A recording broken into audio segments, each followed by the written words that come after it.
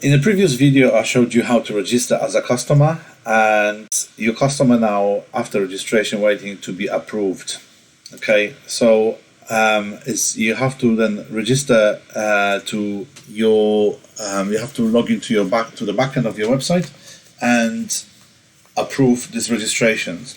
So, as you know, your customers filled up this form, and after completion, they receive the email. Which obviously you should also receive if you tested this part of the registration screen. Email which tells them that they're waiting to be approved. In order to approve them, you have to go to the backend of your website. So you have to enter this web address. At the moment, the website is still in development mode, which is why it have this prefix DEV. When you go live, this DEV obviously disappears and the website is going to be live, so you're only going to use this part of the URL or web address if you like. So signaltrade.co.uk, and this is basically Signal Trade written backwards. If you read it from the back, it's the same word, it's just written backwards. Okay, so this is just a security measure.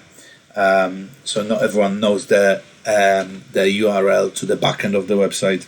So you enter on this website, on this address, you enter your username, or you can enter your email address, and you put in your password. Okay, I automatically generated password, and it's very long and not user friendly, but you can change that at any point. And click on login. Okay, so that should take you to the dashboard. Okay, once you're in the dashboard, there's a lot of options here on the left hand side, but the one you are interested in is this one here, users. And it's going to have a little balloon here with a number 1. Number 1 tells you that there's a one user which waiting to be approved. Okay, so you've got a various filters here. There's a long list of users, all your customers. As you can see here, there's 89 pages. We're looking at page 1 of 89, and the latest people who registered are always on the top. So again, if I have lots of customers, lots of people who waiting to be approved, I can quickly filter it by clicking on this heading here, pending review, and that will show me only customers who waiting to be reviewed. Okay, so that's my test account I registered with.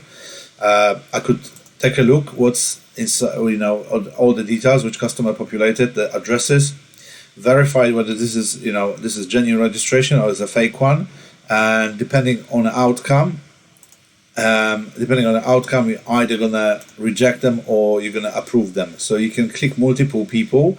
There's a little tick box here. If I had multiple users like I've got in here, I can click multiple users, and I could do the same action for them. So you've got a drop down list here, and I can approve, reject.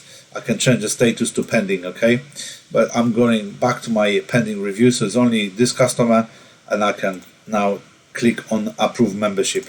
Okay, once I approve the membership, the pending review show me in the bracket there's a 0, so there's no more users waiting for me reviewed. Okay, but again, I can find this user now on a list of approved user, and if I wanted, I can again change that action to I can reject it, or I can put it back to on a pending review.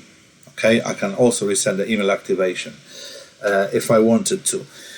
So that's basically how you approve those people. But before you actually approve it, it's very important to set up account for them in Sage.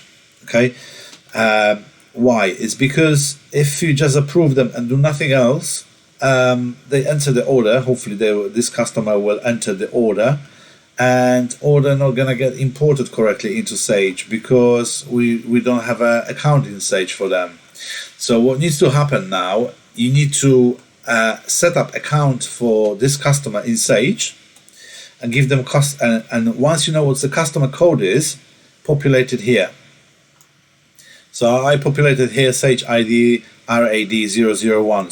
So that's me assuming that someone set up for me customer in a Sage system with customer codes of RAD001.